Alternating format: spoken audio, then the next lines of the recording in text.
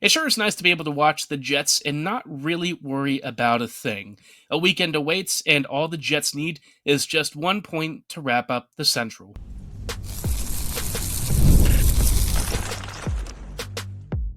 You're Locked On the Hockey Jets, your daily podcast on the Winnipeg Jets, part of the Locked On Podcast Network, your team every day.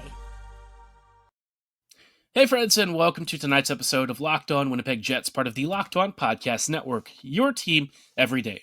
I'm your host, Harrison Lee, an avid Winnipeg Jets fan and an online blogger. You can follow me on Twitter at HLivingLoco and at LO_Winnipeg Jets. And as always, thanks so much for listening and making Locked On Jets your first listen of the day every day. If you like what you're hearing, be sure to like, follow, and subscribe on all of your favorite podcasting platforms and YouTube. Doing so, of course, is always free of charge and ensures you never miss another episode.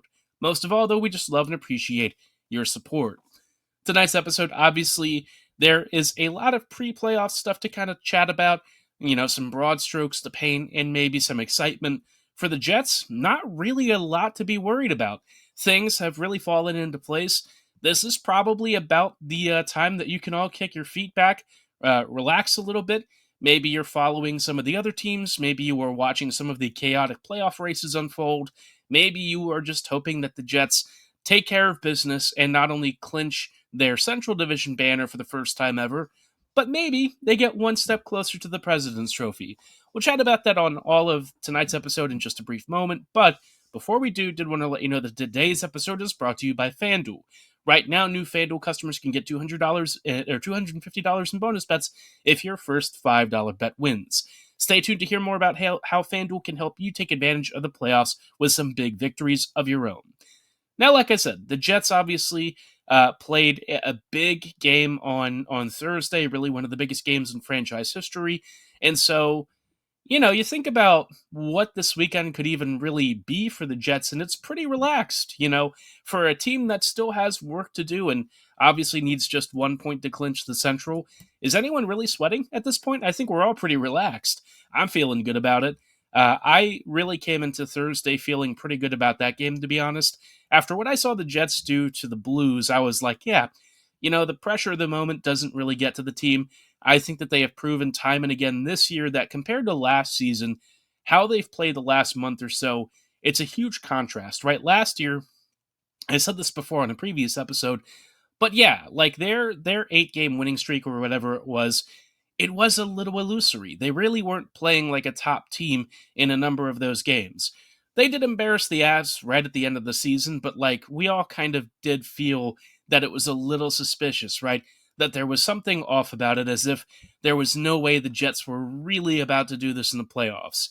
Unfortunately, Bones did kind of go back to his old game plan rather than stick with what worked, and that definitely did not help. So, this time it feels like the Jets might be ready to ice their true playoff team and match it to what they've been doing for the past several weeks.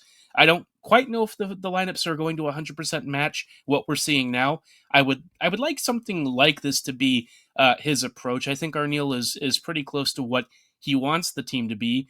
Velarde coming back will probably change some of that, but I do hope that some of the things he's seen with some of the current line combinations have given him some ideas for maybe changing some things a little bit. Not enough to where you're going to shake up the situation and rock the boat, but Velarde may not be better served on the first line. He might be better off somewhere else. So some real food for thought. But until then, the Jets still have some business to take care of. They've got 2 games starting tomorrow, the first against Chicago and the second game against Edmonton. The first game should be the one where I think the Jets clinch their Central Division title. Now, the Blackhawks haven't been as grim lately. Not that they're good. Make no mistake, there's been a lot said about how awful they are this year. They are, second to last in the West. So let's not really get it twisted. They are a bad team. But if you're ranking the badness, I mean, they did just embarrass the Bruins. So there's that. Up front, you look at this lineup and you're kind of starting to see why maybe Connor Bedard's been a little bit frustrated. You've got more Bedard and Mikheyev on the first line, Foligno, Donato, and Kurashev on the second. Teravainen, Nazar, and Bertuzzi on the third, and Slaggert, Veleno, and Maroon on the fourth. It's a weird team because there are definitely some pieces here that are going to be like bigger parts of the team going forward. Nazar, I think, is really special at some point. He's already starting to show some real growth. Veleno, I wouldn't read too much into that, but he has been okay for them. More, I think they're probably hoping for some nice future stuff, but there's just a lot of middle six talent here that is maybe being asked to try and carry the burden and take some of the spotlight off of Connor Bedard. But Bedard kind of can't do it by himself. It is a lot of focus on him, and I think that has probably been something that has kind of held him back this year. I think there's a lot of pressure, a lot of expectation, and Chicago being Chicago, it's a little hard to live up to some of the expectations that have been placed on his shoulders. A lot of people were talking about him in the same breath as McDavid, and while he may eventually hit those heights, I think it's been hard for him to maybe try and push through that. So, we always talk about how important it is to have those franchise defining players in your draft picks. Well, sometimes it is a little hard to still make that translate to something really successful. On the back end, we're looking at Vlasic and Rinzel, Del Mastro and Levshinov, and Krasinski and Kravier. Can't say I'm as familiar with some of these names. They have made some obviously very big changes to their back end. Not a particularly good blue line right now. So this is probably where the Jets will have a pretty sizable advantage. Up front, Winnipeg can still win those battles, but I think it's on the defense in particular where the Jets' advantage is going to look even more, pronounced. In net, they've got Spencer Knight and Soderblom. Again, the Jets have another advantage here. Hellebuck versus Knight is pretty clearly in Hellebuck's advantage. I would almost think, though, that we're probably going to see Comrie at least for this first game. I could be wrong. Maybe they do Hellebuck first and Comrie on the second game because maybe they want to give Helly perhaps the more softball game. I don't know. It doesn't really matter. But my other thought process is maybe the Jets want to wrap up the Central as quickly as possible, and so they'll put out their best lineup on the first day, and then when everyone's tired, maybe Comrie gets the second game against whatever remains of the Oilers. So, maybe that's their approach. But either way, I mean, it doesn't really matter to me if Comrie or Hellebuck starts. I'm still expecting a win. Somebody is going to have to get the win. I would think it would probably be a relative formality at that point, but you never know. So yeah, I'm thinking a big win, maybe 4-1, 4-2. I think the Jets come away with this one. The second game is going to be a little trickier. You've got the Oilers, Skinner, McDavid, and Brown on the first, Arvidsson, Henrique, and Hyman on the second, Podkolzin, Janmark, and Perry on the third, Jones, Philp, and Kapanen on the fourth. As far as their playoff stuff is concerned, I don't know if they're playing for a ton right now other than trying to get home ice advantage.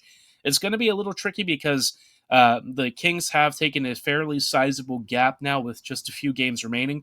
4 points to make up in 4 games between both teams is a lot to ask. And so I do think Edmonton will still try and bring its A game to Sunday, but will that really make a difference for them? I don't know. Winnipeg has basically embarrassed a lot of the best of the West, and so even a tired Jets team might still not be enough to help out the Oilers much. So I expect, at least 2 points over this weekend, maybe 4 if we're really lucky.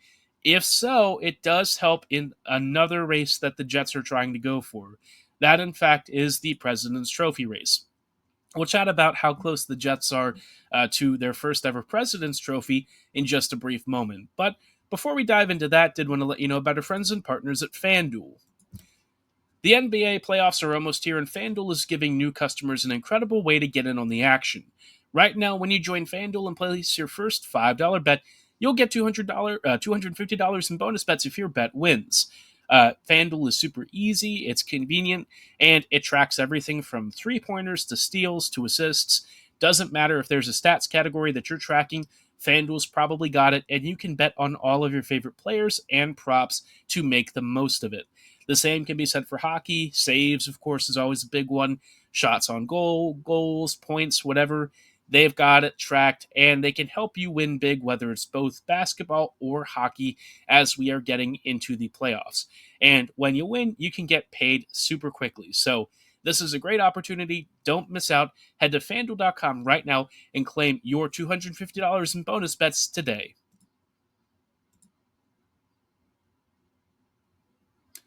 Hey, friends, and welcome back to this episode of Locked On Winnipeg Jets, part of the Locked On Podcast Network, your team every day.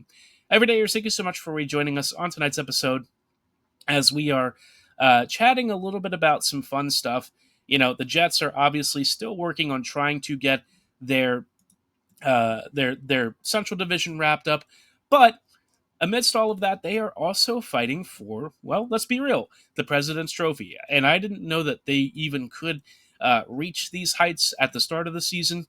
Here we are now, just a couple games left in Winnipeg's year, and they are fighting for first in the league.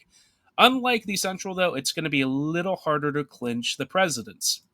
For one thing, we use the word clinch, but like right now, as it stands, the Jets would basically have to win out to guarantee the President's Trophy, which it doesn't even really matter to call it clinching because you might as well just say you have to win out, right? It doesn't really make much of a difference when you're talking about 3 games left. You look at the other team that's, the Jets are kind of contending with right now, Washington. They've got 4 games left. They're at 109 points. So obviously they could top out at 100 and 117. So, that's a fair bit. The Jets have a 5-point cushion, basically. Assuming if the Jets were to get, 2.5 wins, they could theoretically tie. Looking at some of the qualifications and stuff, the Jets would have the regulation or overtime advantage, and they do also have currently the regulation win advantage. The only thing that I don't know is, once the Caps finish their season, let's just assume they win out. That's another 4 wins.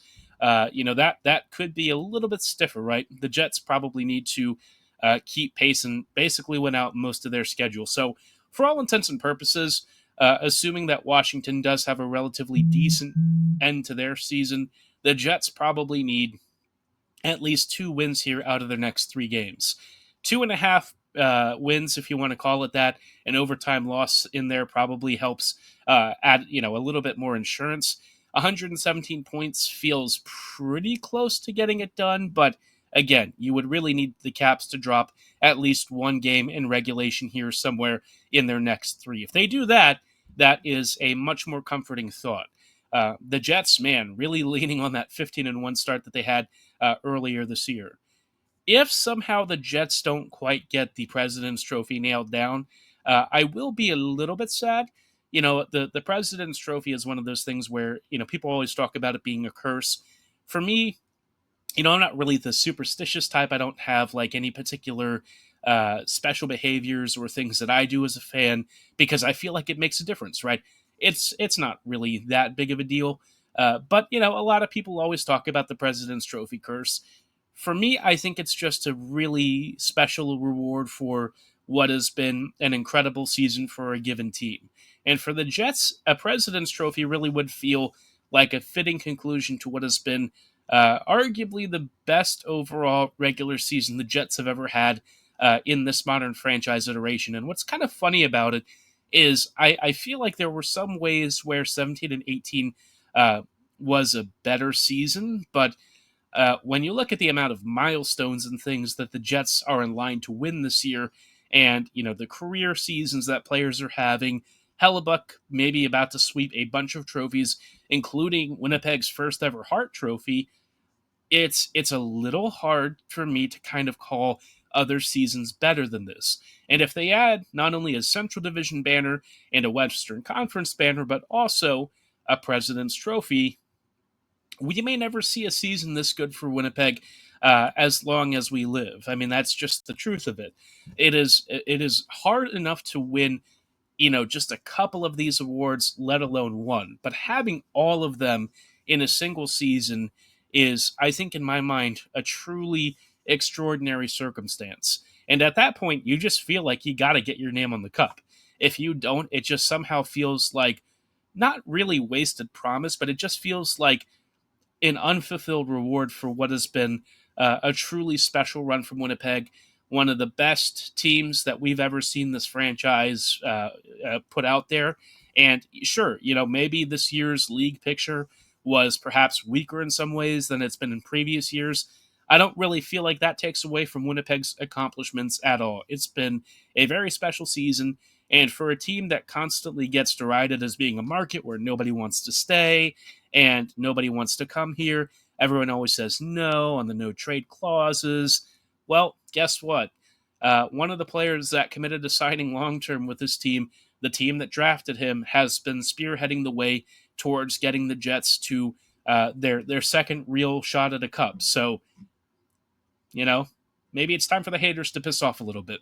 I'm feeling pretty good about this team, man, and a President's Trophy, a couple of banners to hang in the rafters. Canada Life really could use that, and I feel like, with how the fan sentiment is, even if the cup thing maybe doesn't work out, those banners will still hang up there forever. You're always going to have that, even if the chaos of the playoffs means that somehow you fall just a little bit short of that final piece of the puzzle. But honestly, this year I feel good about Winnipeg's playoff odds as it is. They've proven to me beyond a shadow of a doubt that they are ready for the postseason. So I'm like, bring it on, man. Give us the President's Trophy. Give us the Central Division and Western Conference banners. Give us a Conn Smythe winner. Throw it all in there, right? By the way, Hellebuck is a current Conn Smythe favorite to win that award. So that might tell you where the bettors are thinking his playoff run is about to go. If you are looking for other signs of happiness, I guess just look around at the rest of the league and look at how the Jets have really risen to the top. There were times this year where I thought the President's Trophy wasn't really going to happen. The Caps had a really hot stretch, and maybe the Jets had a couple parts of the season where things were starting to come apart a little bit. They had some rough injuries to some key players, Sandberg being one of the hardest for them to really deal with, and yet somehow they still persevered, as they have done time and time again this season, and they are just really almost at the finish line. They just have to push a little bit further. They are so close, and if they don't get every reward that they are promised this season, okay. They already are about to sweep a ton of hardware as it is. I'm not too stressed about it, but I think on a personal level, for all the hard work the players have put in, and for the good work that I think the coaching staff has done, it just feels like they deserve this. Something to really cheer about. I think the fan base really deserves this. I think the Jets fan base tends to be pretty put upon, and I think being in such a small market, a lot of the fans in Winnipeg really deserve a moment that we aren't likely to see too often, right? These special things only happen a couple of times in your life, if ever. There are teams out there whose fans have never seen something this special. So I think for all of us, regardless of how it all ends, it really is worth the last couple of days here, just sort of taking it all in and sort of recognizing the moment. Even as somebody like me who can sometimes be reactionary, I still have to remind myself to do that, because tomorrow is never promised and guaranteed. And so with what this team has accomplished in these final couple of games, I would say just enjoy it, right? You've spent all the stress that you need to worry about the Jets, maybe whether it's qualifying for the playoffs, clinching the division, getting first in the league, whatever it is you stress about, or finally in the last couple of games, take a load off, kick your feet up, let your hair down. This is kind of the victory lap for the Jets. And sure, yeah, there is still technically work to be done, but if there's one thing that I think Winnipeg has done time and time again this year, it has proven that when the work really matters, they've gotten it done. They've just found a way. And so I feel like they get the work done this weekend. I think the Caps do drop a game somewhere here. I think the Jets are about to get themselves within really spitting distance of the President's Trophy after this weekend is all said and done. I really feel it. And, come Wednesday here, when Winnipeg season finishes, right before the playoffs, I think we have our President's Trophy winner crowned in Winnipeg. But let me know if you feel that way. Do you think the Jets are about to pull off their first ever President's Trophy? We're all feeling like the Central is basically, a foregone conclusion, right? There's almost no way that the Jets are going to bottle this. But the President's Trophy is still a little bit in the balance. Let me know if you're feeling confident about that or if perhaps you are feeling slightly shakier on that one. Give me your thoughts below or at my social medias. Again, at HL Living Loco and at LO_Winnipeg Jets on Twitter. Obviously, though, I did just say to kick your feet up, relax, and keep watching. And amidst all this, you might have noticed I say something called sicko watching. This is kind of like the fun part of the season where you get to watch all the other fan bases who are still locked in really tight playoff races kind of lose a little bit of hair, right? We've been in this situation so many times as Jets fans. Now it's time for us to kind of sit back, maybe watch how these other teams put their fan bases through hell and back, and try and figure out what our final playoff brackets are really going to look like. We'll chat about that in just a brief moment, but before we do, did want to let you know about our friends and partners at Gametime. There's nothing like the energy of a live game, whether it's catching a last-minute MLB showdown or soaking in the excitement of an NBA matchup. But finding great seats at a great price, well, that used to be pretty hard until I came across Gametime. Gametime makes scoring last-minute tickets easier than ever. Prices actually drop as the event gets closer, and with their all-in pricing, you see the total cost up front, no surprises at checkout. You can save up to 60% off buying last minute tickets for sports, concerts, comedy, theater, whatever it is, whatever you're into. There is always a chance to get a killer last minute deal with Gametime. And of course, they've also got zone deals and last minute seats for Winnipeg Jets games too, so you can save big. And with seat views before you buy, no surprise fees, and a lowest price guarantee, Gametime always lets you book with total confidence. Their lowest price guarantee means I never worry about overpaying. So, if like me, you want to take the guesswork out of buying tickets, download the Gametime app right now, create an account, and use code LOCKEDONNHL for $20 off your first purchase. Terms apply. Again, create an account. That's code LOCKEDONNHL at signup for $20 off. Download Gametime today. Last minute tickets, lowest price, guaranteed. Hey friends, and welcome back to these closing thoughts on tonight's episode of Locked On Jets, as we are just wrapping up very briefly with what I like to affectionately call sicko watching. This is the time of the season that has usually been reserved for fans of other teams and not us, where you get to watch other fan bases frankly lose their ever-loving minds over the last couple of games, how their team's going to squeak into the playoffs or secure their last-minute playoff jockeying and positioning for a top seed. It's, for me, one of the nicest times of the season because it means, for one thing, there's some sort of certainty with the Jets.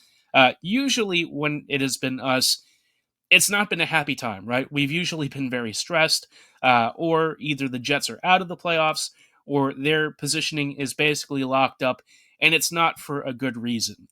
This time, we're all relaxed because the Jets are about to win the Central and the West. So now we get to watch other fan bases turn themselves into pretzels as they watch their teams do either crazy things, stupid things, or in some cases, really heroic and magical things to try and secure their top playoff seed. I think a particularly good example of this was just earlier tonight, Ottawa versus Montreal. I don't know that this game had like the craziest implications for Ottawa so much as it probably did for Montreal. The Habs, I think, probably were hoping to maybe try and swap with that first wildcard spot. Ottawa, I think, probably felt a little more confident in their seeding. Right now, they are currently on track to face off with Toronto, so we do appear to be getting the Battle of Ontario, which I think a lot of us are probably looking forward to. Montreal is on track to face Washington. They have some storied playoff history, so a return to that might be really intriguing. With all of that, though, you look at the Atlantic race and you also do realize that the three seeds are only divided by 4 points. And so in these last couple of games, if Tampa were to, say, somehow overtake Toronto, they had a big opportunity to do that in overtime the other night and couldn't get the job done. But maybe something happens in these finals 3 to 4 games. maybe they swap and take on Ottawa. Maybe Toronto gets the Panthers, or perhaps the Panthers get home ice advantage in a series against Tampa. I mean, there's just so many different permutations to where it actually gives neutral something to really cheer for. So I feel like that's pretty exciting.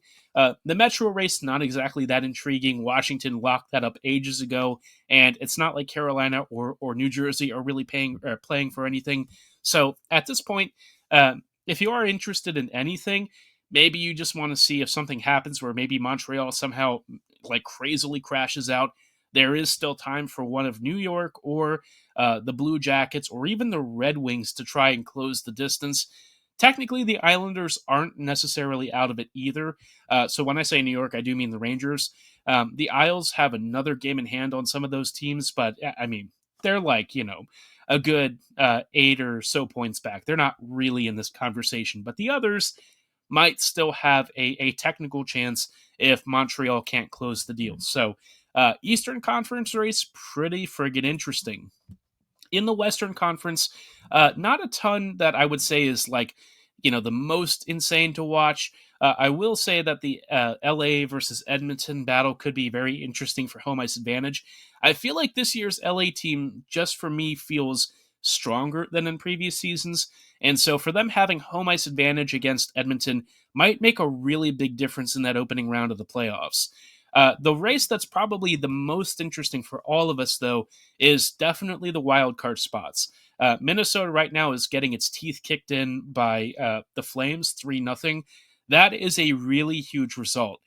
Not only is that going to put even more pressure on both the Blues and the Wild because Calgary does have an extra game in hand on both teams, but this also kind of puts some real pressure on Minnesota because, like, if the Blues then overtake them for that first wild card, they're really going to be feeling the heat from below from Calgary. So this race is going to be very interesting, right? And we talked yesterday about who we want to face between the Blues and Wild. I said obviously it doesn't really matter for the Jets so much as it is who you think is going to give Vegas a bigger run for their money. If Calgary squeaks in, the arithmetic for me does change a bit because, like, I feel like Calgary of all these three teams is probably the least threatening, but that doesn't mean that they still can't make life annoying. I mean, look at what they're doing to the Wild, right? And Minnesota just got Kaprizov back, Joel Eriksson Ek back, and even still, they are getting laughed off the ice. So, not exactly the happiest times. And the Blues have finally lost a couple of games. Calgary sees the door opening. So, the wild card race definitely not decided for the West. Very interesting. We'll have some real playoff ramifications, perhaps for even Winnipeg's first round opponent. We'll have a better sense of that probably closer to the end of the weekend. Maybe we have to even wait until Wednesday. So keep your eyes out for that. We will start to preview that playoff series as we get closer and probably do a crossover episode with the host of whichever unlucky team has to come through Winnipeg first. But for tonight's episode, that is actually going to be all the time that we have. Next week, obviously, we'll open the week with some coverage of Winnipeg versus Edmonton and Chicago, and probably over the weekend, if the Jets finally get that extra point, I'll put out a little short saying they've won the Central Division, so stay tuned for that. But like I said, for tonight's show, that is all the time that we have. I thank you so much for listening and making us your first listen of the day, every day. We will see you back here next week with more Jets coverage, and heyo, the playoffs are this close. Get excited, Winnipeg Jets fans. See you then. Have a great night. And as always, go Jets go.